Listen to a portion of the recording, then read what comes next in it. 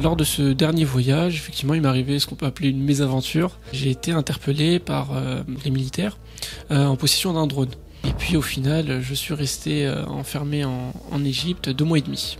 À aucun moment on m'a tendu un téléphone ou j'ai pu même utiliser mon propre téléphone pour prévenir ma famille qu'on est à 15 dans une cellule d'une vingtaine de mètres carrés. Bien sûr, j'ai été accusé pendant 2 mois d'espionnage.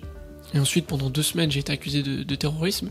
J'ai été aussi dans certains lieux dans lesquels la torture était de mise. Lorsque j'avais pris cette décision-là de commencer une grève de la faim, eh bien en fait je me suis rendu compte que je ne mangeais déjà rien de base. Je m'en suis rendu compte à mon arrivée qu'effectivement j'avais perdu 20 kilos. On m'a confisqué entre guillemets plus de 10 000 euros de matériel. S'il n'y avait pas eu ce soutien, j'aurais pu rester là-bas pendant encore quelques mois. Eh bien il est évident que je remercie tous ceux qui ont œuvré justement à leur échelle à ma libération.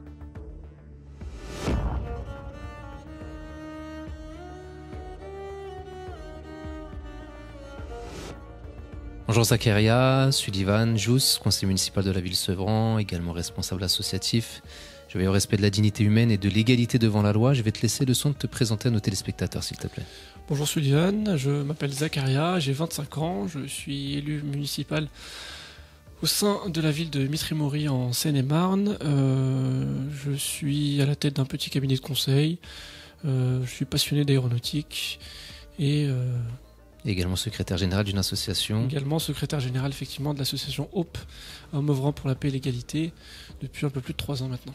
Enchanté Zakaria, alors tu es ce qu'on pourrait appeler un globe-trotter, hein. Tu voyages très régulièrement pour découvrir les cultures à travers le monde et l'été dernier, dans cette continuité, tu as effectué un voyage en Égypte, qui n'était pas le premier là-bas, mais malheureusement ce voyage s'est vite transformé en cauchemar. Est-ce que tu peux nous expliquer ce qui t'est arrivé là-bas, s'il te plaît ?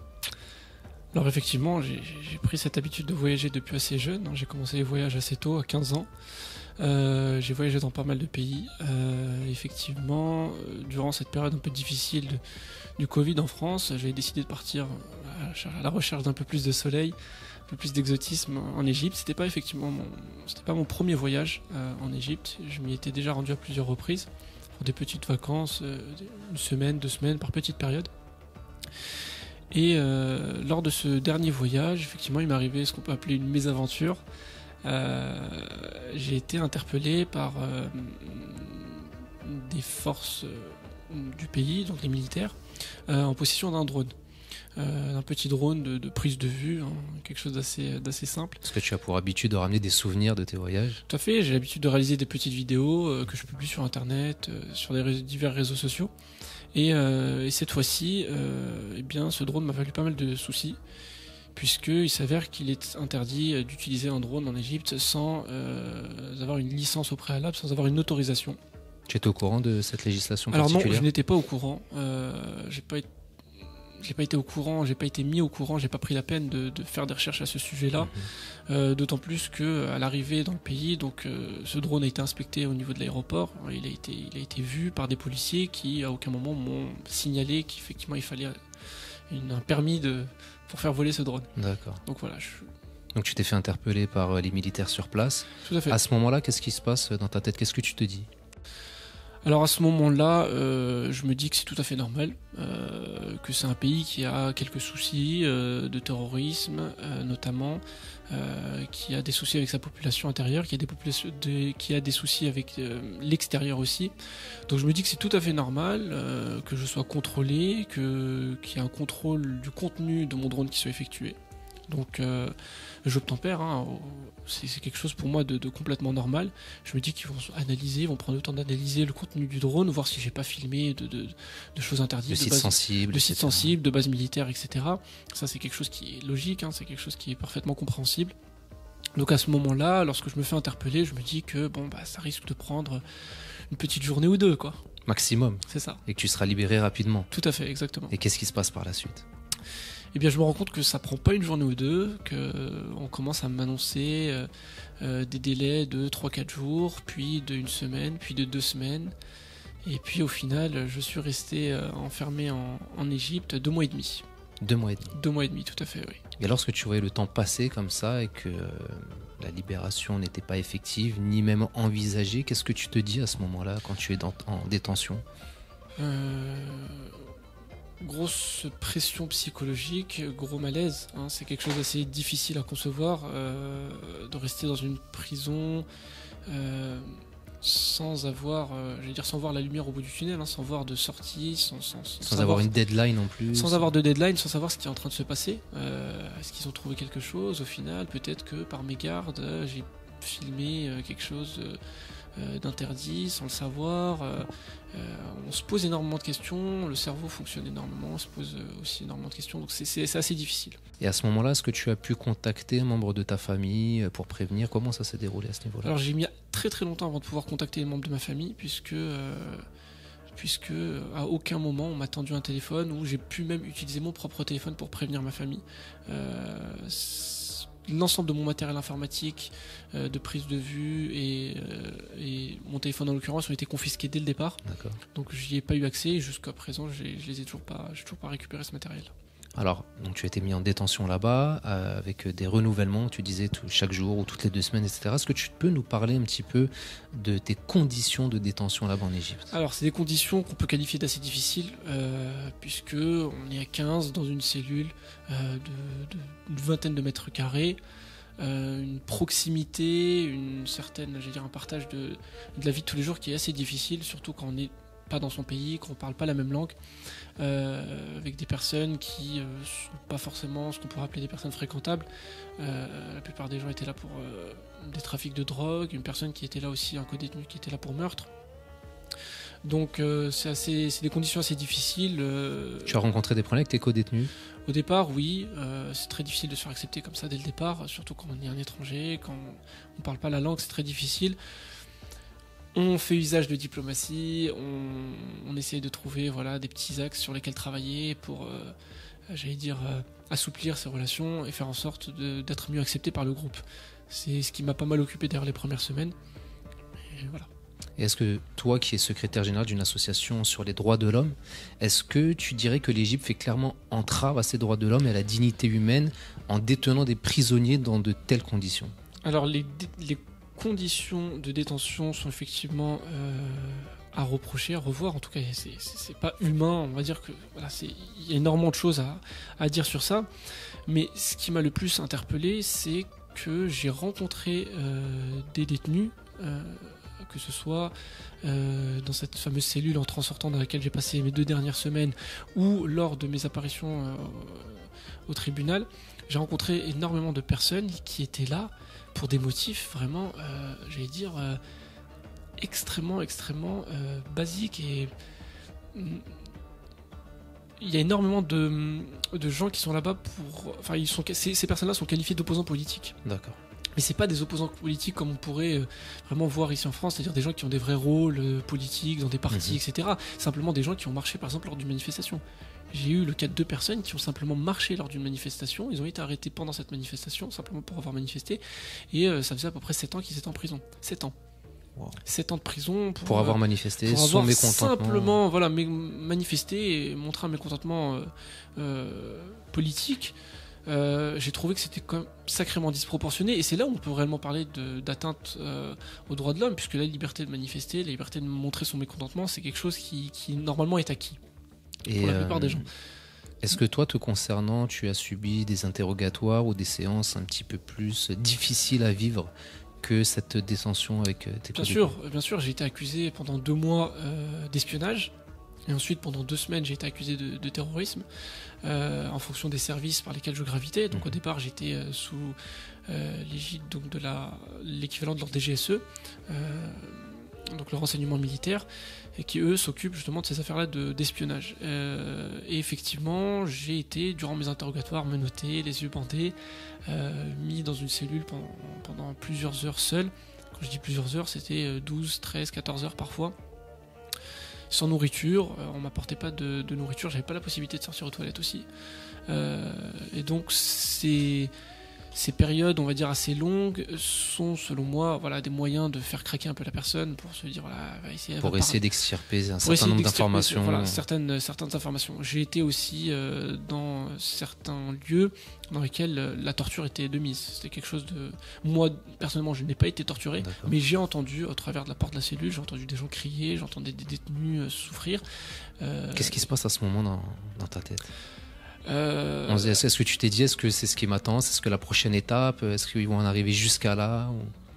À ce moment-là, je vais dire, c'est nécessaire, il en va de sa propre survie de garder un sang-froid. Un certain sang-froid, de relativiser, de rationaliser, parce qu'on peut très facilement tomber dans une certaine forme de folie, de démence, hein, ça peut aller très très vite. Et le sang-froid permet justement de ne pas partir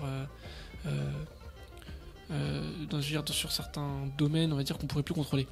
Donc j'ai eu la chance de garder ce sang-froid là, c'est-à-dire que lors de mes interrogatoires je restais stoïque, je répondais aux questions de manière respectueuse, et je pense que ça m'a énormément aidé. Le fait aussi de se dire que on est innocent, en fait, ça aussi c'est quelque chose qu'on a tendance à oublier quand on est emprisonné, quand on est interrogé de cette manière-là.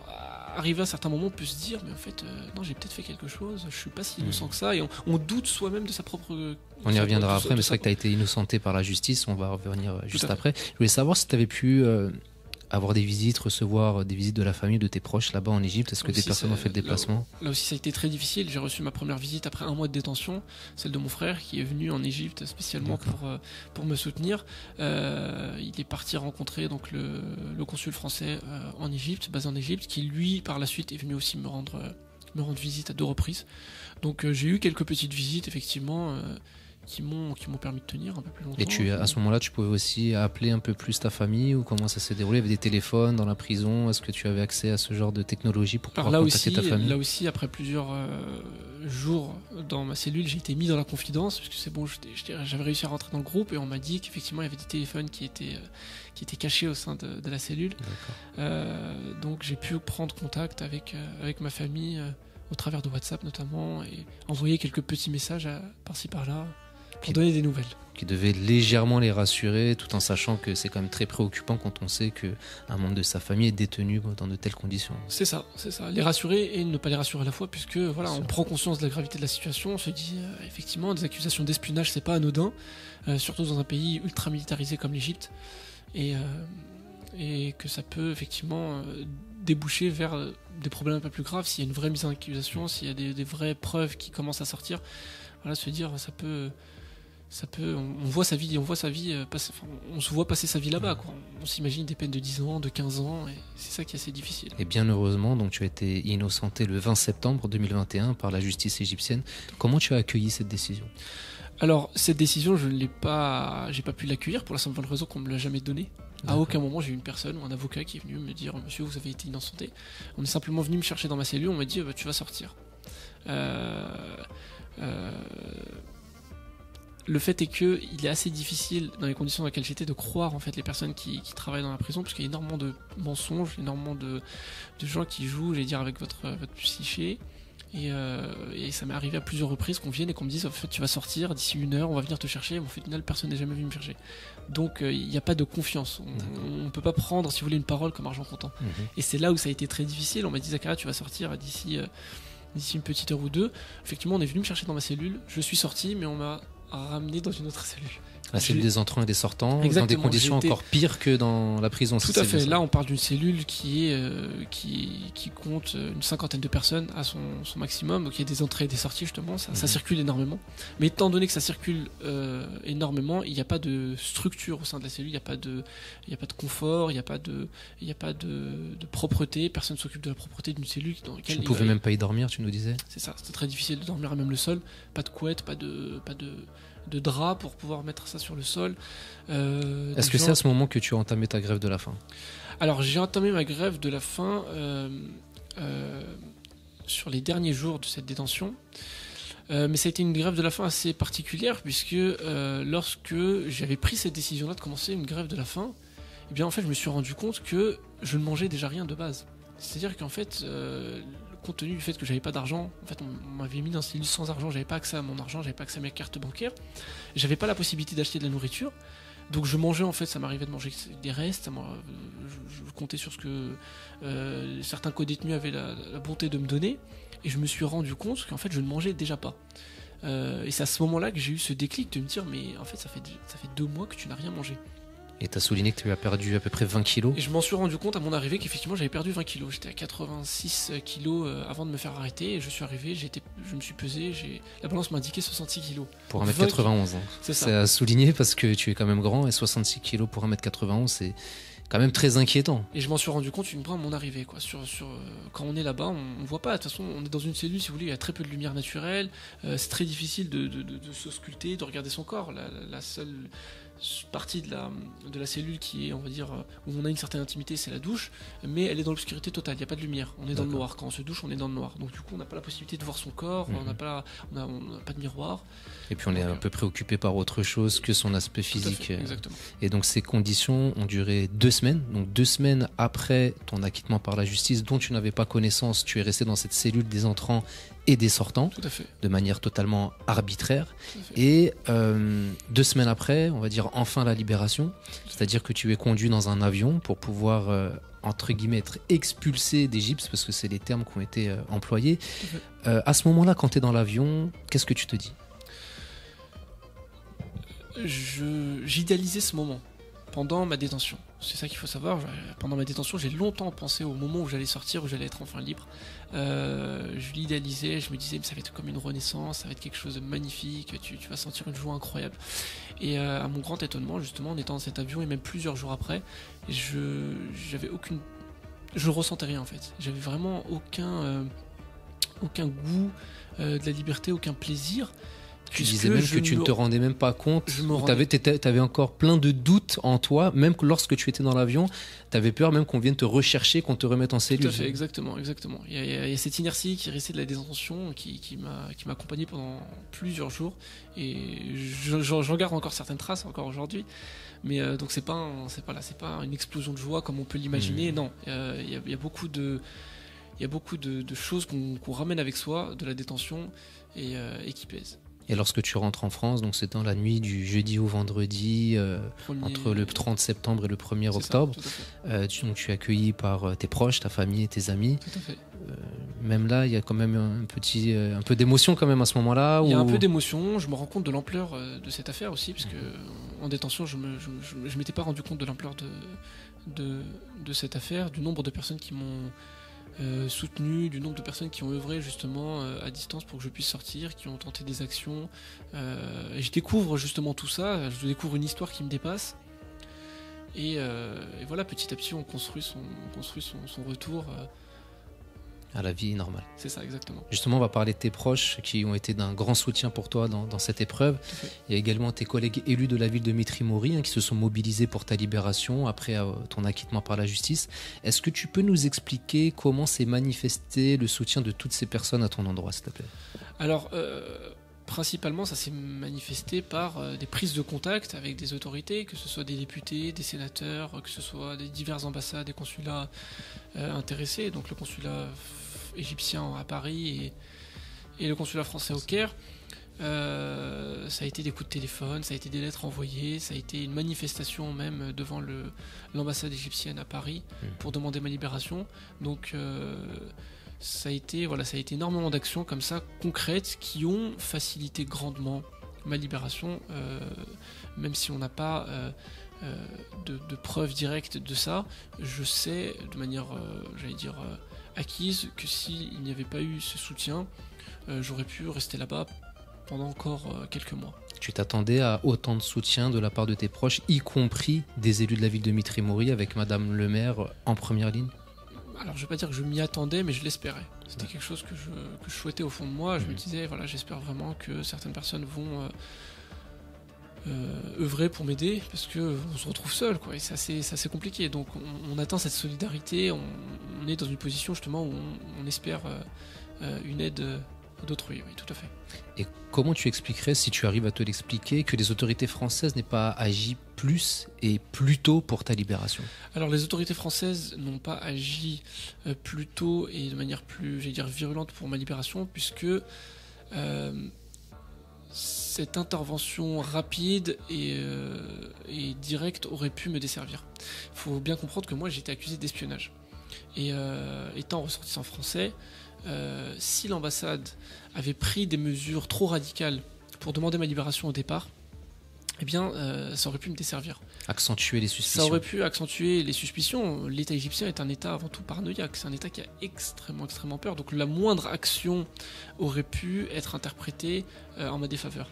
Et c'est pour ça qu'il y a eu au contraire une mesure des actions qui ont été réalisées, quelque chose d'assez soft. Au final, c'est du soft power, des choses assez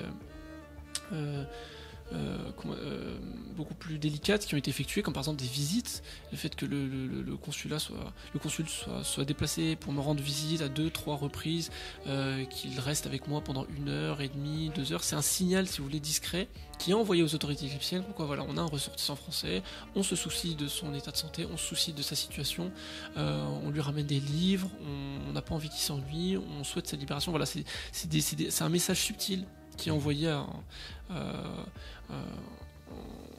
en direction du gouvernement égyptien pour demander ma libération. Une fois passé ce délai de 2 mois, je sais qu'il y a eu sûrement une accentuation de cette demande, une pression supplémentaire quand l'ambassade a su que j'étais menotté et on me bandait les yeux pour des interrogatoires qui duraient effectivement plusieurs heures. À ce moment-là, je sais qu'il y a des appels qui ont été passés pour tenter de mettre un peu plus de pression à ce niveau-là. Voilà. D'accord. On va parler un peu maintenant de l'aspect psychologique. Tout à l'heure, on parlait de l'aspect physique. Tu as perdu 20 kilos, comme on le disait.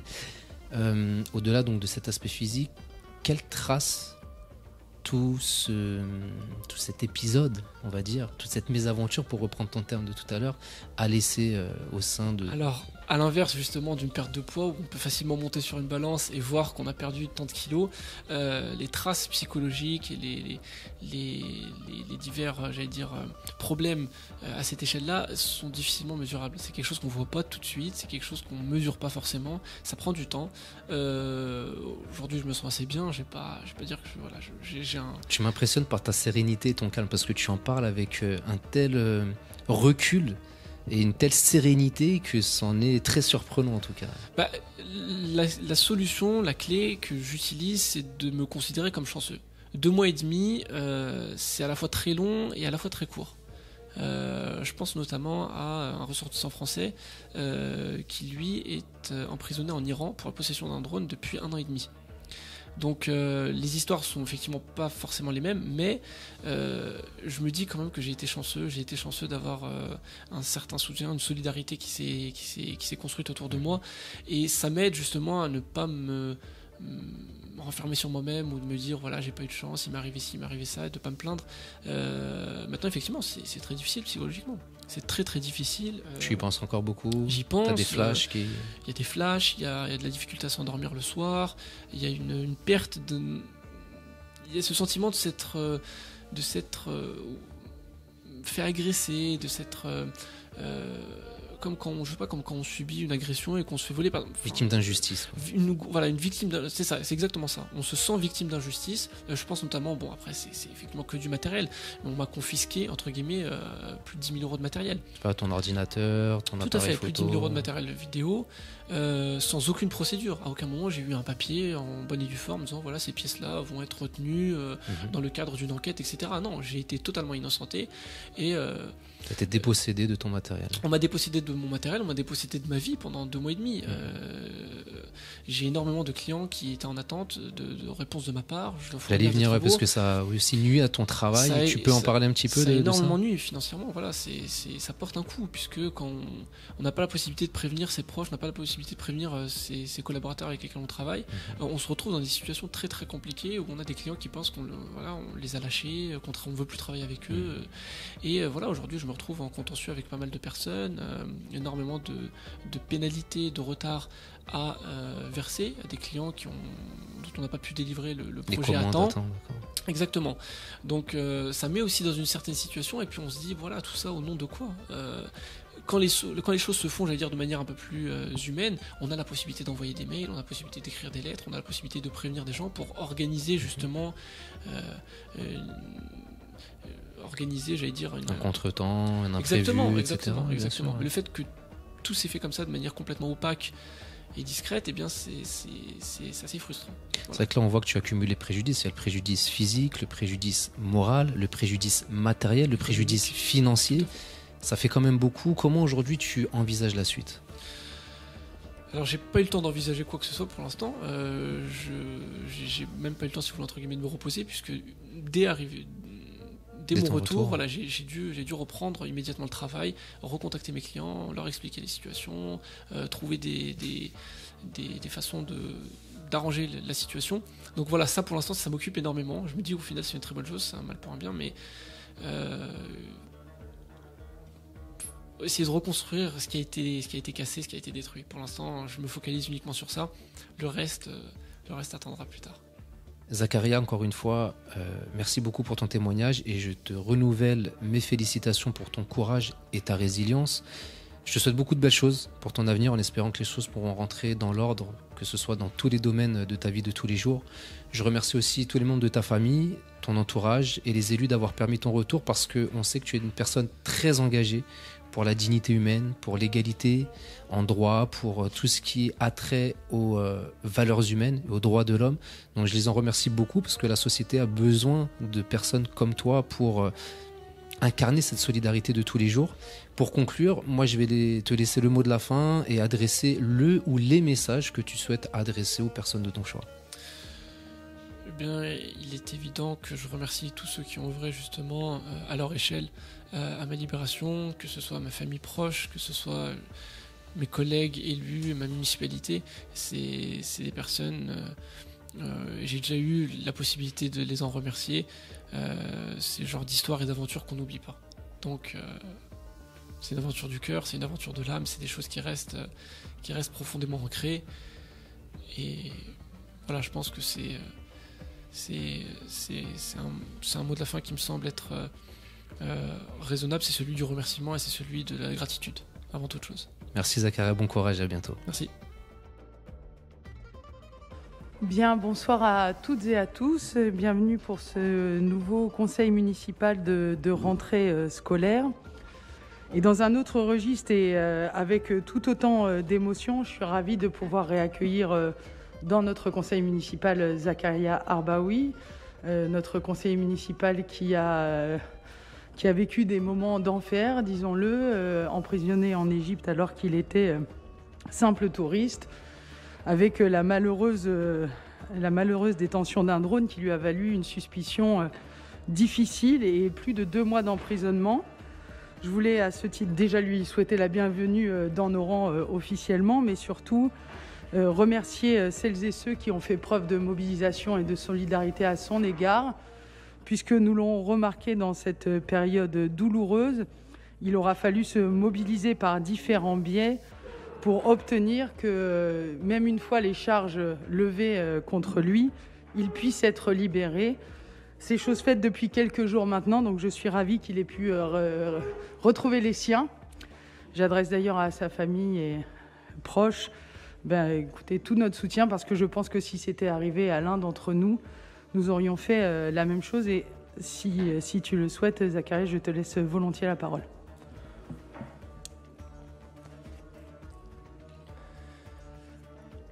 Madame le maire, mes chers collègues et amis, sachez avant toute chose qu'il va être difficile d'exprimer au travers de simples mots le bonheur et la joie que j'ai à me retrouver ici parmi vous après avoir été contraint de m'absenter.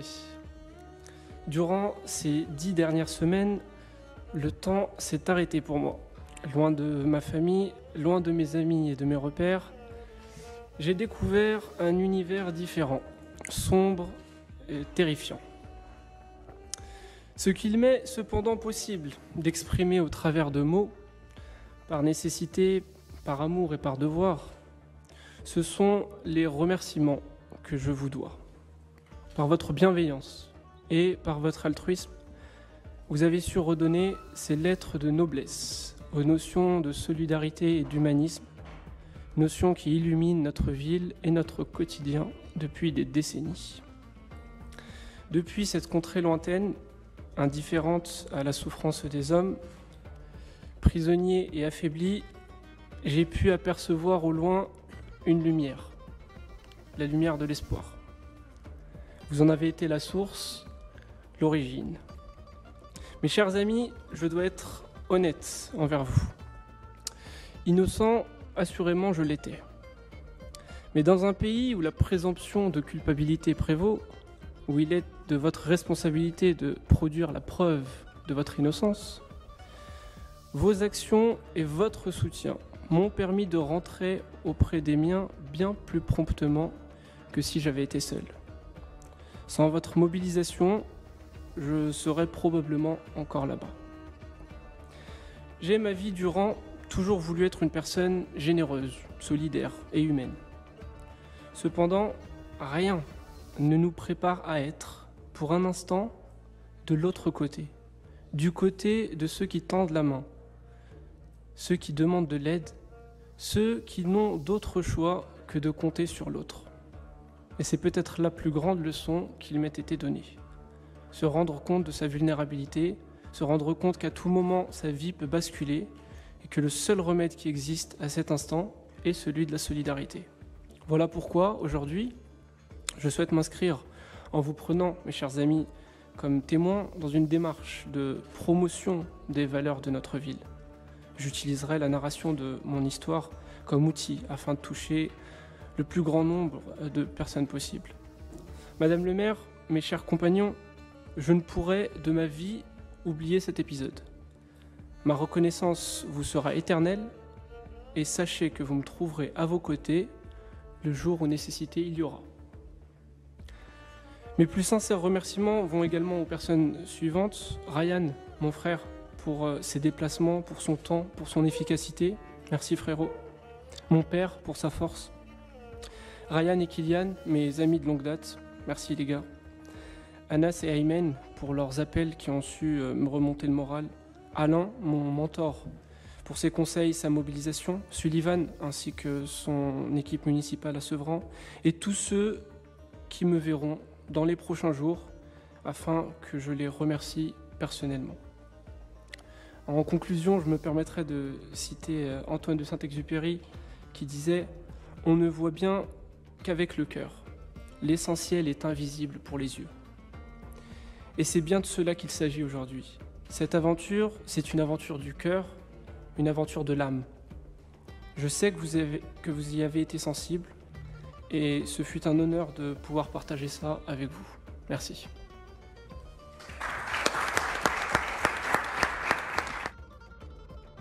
Merci Zacharia et merci d'avoir eu le courage, malgré ton affaiblissement, d'être avec nous ce soir. Ça prouve que le meilleur reste à venir.